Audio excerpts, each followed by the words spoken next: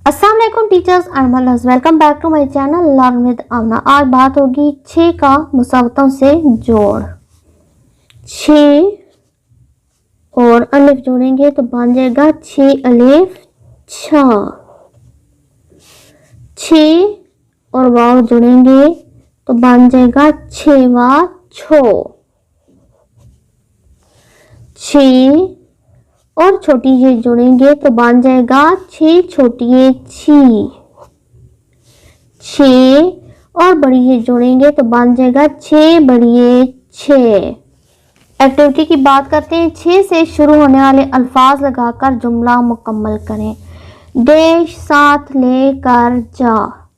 6 अलिफ छा, 3 अलिफ ता छाता, साथ ले जा।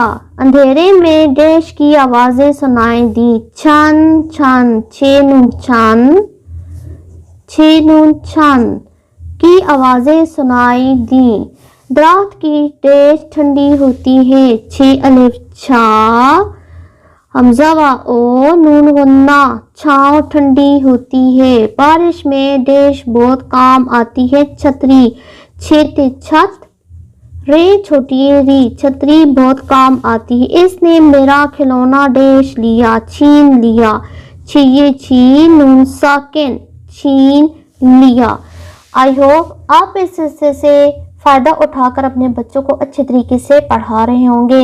मेरे चैनल को सब्सक्राइब करके मेरी वीडियो को एंड तक लाजमी देखा करें। बेल आइकन को हिट करें ताकि हर नई आने वाली वीडियो का नोटिफिकेशन आपको मिलता रहे। मुझे दीजिए इजाज़त। अल्लाह हाफिज़।